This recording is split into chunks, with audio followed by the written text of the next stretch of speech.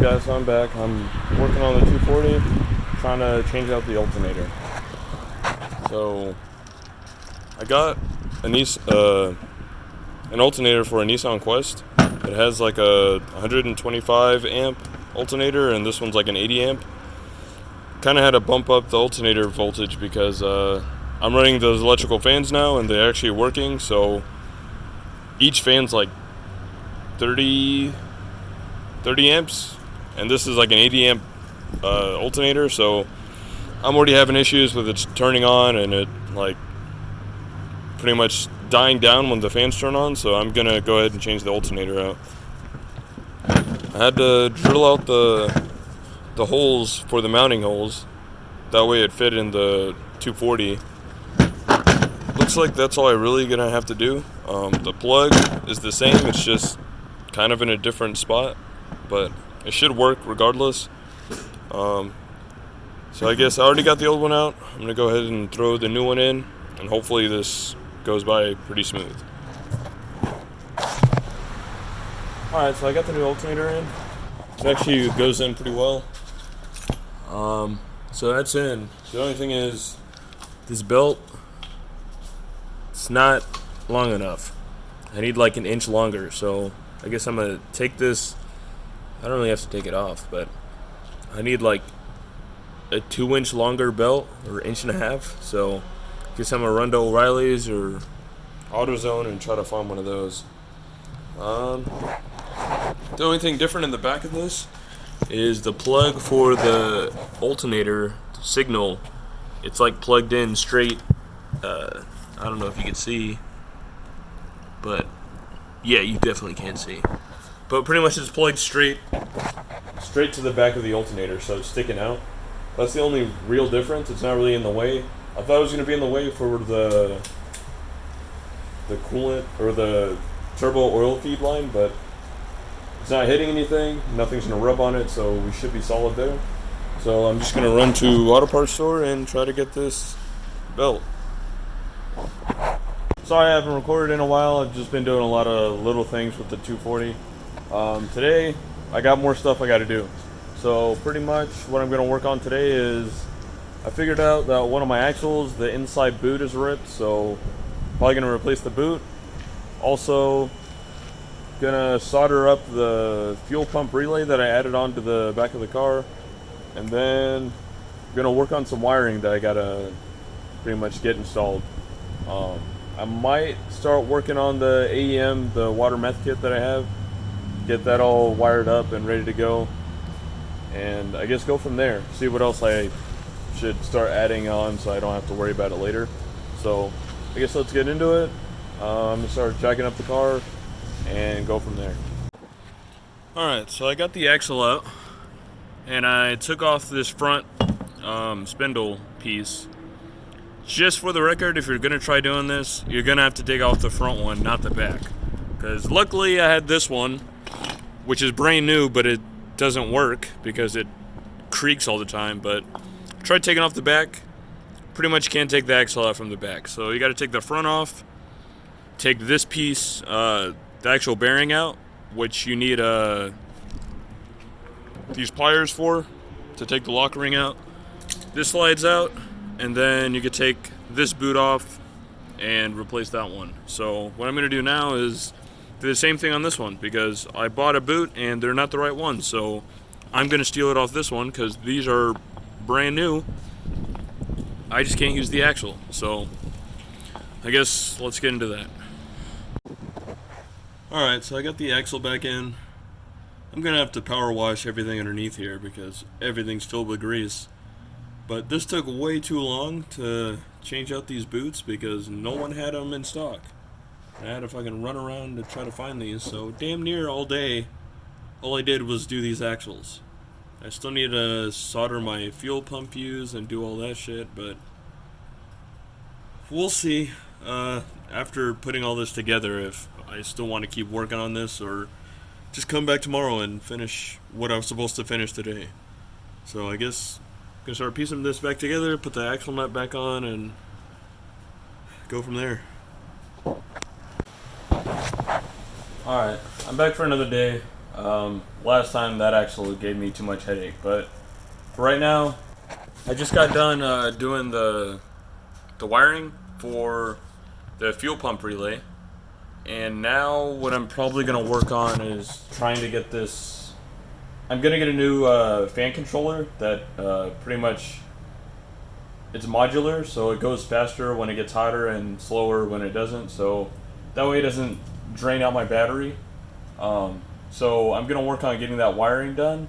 I haven't ordered the second fan controller yet, so I'm just getting the wires ready. So once it comes in, I just gotta plug it up and it's good to go. Since I'm probably gonna have to take out some interior stuff to wire it to the engine bay, I'm gonna get my water and meth kit ready. I'm just gonna wire that up with that, since I have to take everything out anyway. Do everything all at once. I'm not gonna get the water and meth ready to actually start working yet because I still need to get a tune for it. And the next time Martin's gonna be in town is gonna be a minute, so I'm just gonna wait, have everything set up. That way, once it's ready, just gotta crank it on, turn the switch, and it's good to go. So let's get into that. See how much I gotta tear apart to get this wiring through, and go from there. Alright, so I taped all these up a while back. That way it wouldn't be a mess of wires. And these are the only wires that I have that aren't going to the back of the car. So this would be the lights for the LED to let me know that it's empty, and then this is a fail-safe solenoid. So I have these wired up, that way it's kind of in the front where the plug is. Put those somewhere, and now I can start fishing the main lines back to the battery and start hooking them up. So let's get into that. Alright, so I got everything soldered up for the most part. I got the pump, the battery, and the the low level light. Since all that's done, I guess I'm gonna probably order that fan controller today. That way I could get that wired up. Don't have to worry about that anymore. It's really a lot of small stuff that I'm doing just before I'm actually running this on the road how I want. I need to do an oil change, and I think that's it, pretty much. I already did all my miles. I've gotten to boost a few times. I just need to do an oil change, make sure everything's solid, and then it's good to go after that. So I just gotta wire up this water meth, or I gotta actually bolt down the water meth pump, and then that's pretty much it. And then the fan controllers. So I guess that's it for right now. Probably come back later on when I get the fan controller in, that way I could wire those up, and pretty much good from there. What's up, guys? I'm back for another day working on the 240. I didn't really film that much today because it was a lot of little stuff that I wouldn't have anywhere to put the camera anyway. So I'm just gonna show you now that I'm done. So first thing I did was I finally installed the boost controller on the Innovate SCG gauge. So that's all plumbed up. Going to the turbo, and then going down there to the wastegate. So that's all plumbed up, everything's tight and solid. Next thing I did is I finally got in the two controllers for the fan controllers. There's a cover that covers this. I'm just leaving it uncovered for the moment. That way I could test drive it and get everything set in. That way I could put the covers on and not have to worry about it anymore. And next thing I did was this is the hose that's going to go to the injection for the water and meth kit. I just got it all. Pretty much the hose just ran all the way to the front and back to the pump. That way when it's time to actually take this out and drill it and put the injectors in, I don't got to do everything all at the same time. I just got to drill that in, put in the actual injector, and then put the hose and connect it. So got that done. Everything's still taken apart in here, but got all the wiring done for the water and meth wiring. Everything's going through here to the back, and the actual controllers right here. I'm debating if I'm gonna leave it there or throw it in the glove box. It won't be that hard, depending on making up my mind if I want to move it back and forth. So that's done there. Back here, I think I already showed y'all that I did the fuel pump relay on this. Also did all the wiring for the water and meth. So everything's plugged up to the battery, to the pump. Everything's done. I just got to figure out a place where I want to put that tank, where it'll be out of the way so I still have my trunk, but then still accessible to actually fill it up. So still working on that. We'll get there. But that's everything done for the moment. The gauges are actually working. I've been having an issue with it running at 22.4 on idle. After I changed those fan controllers, which I think were, I think it was just taking up too much voltage with the old fan controllers. So now that I got two decent ones that are actually pretty good, they're Delrin, so I trust them a lot more than the $65 two-fan controller that I had before. So that's working out pretty decent at the moment after the test. I just got to drive it around and make sure the temperature is not going to overheat. After that, I did take off this front timing cover to reseal it. It looks ugly right now, but I could scrape it off once I know that it's not leaking anymore. But that's everything that I've done today. Like I said, I couldn't really film much because it's a lot of little stuff, and there's nowhere to put the camera. I don't have a tripod yet, so yeah. So everything's gone together pretty decently. Pretty much all you gotta do is tomorrow go on a test drive, actually run it and see how it goes. Hopefully it should be good because AFRs are looking good now.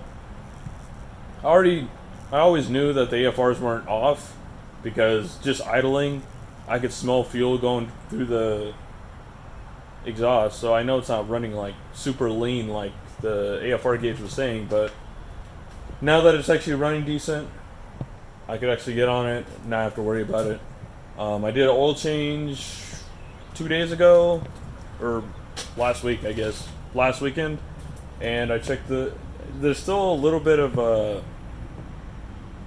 break-in oil happening. Like there's still a little shimmer in the oil, so I might hold off a little bit longer, probably do another oil change just to make sure that all that's out of there and it's fully broken in before I start beating on it with it still trying to break in itself. So that's pretty good. Now that the engine's actually set up good, hopefully I could start tackling this AC stuff again. Still gotta find another one of these since I kind of ground it down not knowing it was rubbing on the highway. But other than that, it's running good, so like at the moment. So it's gonna come tomorrow, do some test driving, just driving around town, try to enjoy it a little bit, because I've just been working on this thing. Like any free time I have, I'm here working on it. So I guess that's it for right now. I guess I'll try to catch back tomorrow, and when I'm test driving, maybe I could try setting up a GoPro. I'm not sure though, because I only got a helmet mount.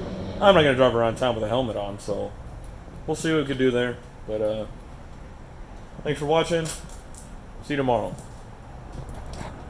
Hey, what's up, guys? We're back for another video. Today I'm trying to fix some things that I might have messed up last time. So I got those new fan controllers, and after driving it for a little bit, it stopped. Like, they're not working properly. Pretty much one stays on forever and the other one never actually turns on. So I ended up taking them back and I got new ones. I'm hoping it's like a defect. If not, it's probably the power line going from the junction box. Pretty much I got to run it straight to the battery. It says it in the instructions, but I thought an junction box would work fine, but it's not looking like it's working properly. So I'm gonna go ahead and I guess I got this new one. I already replaced that one. So I got this new one here. I'm gonna go ahead and throw that on there. It's already wired up, so I'm gonna see if it works. If not, I'm gonna have to run a wire to the back, to the front for the fans. So let's get into that. What's up, guys? So today I'm working on the wires for the fans. I was having issues with it because pretty much they wouldn't turn on when I turned the switch. Like, it would just squeak and squeal. I got in contact with the company and they were telling me pretty much you have to run it to the battery, to the actual fans. I thought I could run it to the junction box and I'd be fine, but I guess we found out the hard way that that's not gonna work. So I got the wires set up, running to the back of the car to the battery, and this is running, I guess, is going to run to the actual fan controllers. I don't got it run yet because I want to solder it and not crimp it, so I left my soldering iron at the house, so I'm gonna come back and do that. Also added a new junction box, and I added a better wire, like welding wire, from the junction box to the back of the car. So that's what I'm working on right now. Pretty much I'm done at the moment. I'm waiting on Innovate to send me back a new gauge, and then after that should be good to go. Just really want to start like driving this car because it's been a minute. So I guess that's it for right now. I guess hopefully next video my gauge will be in and I could actually start running it and seeing how it's going. So thanks for watching. See you in the next one.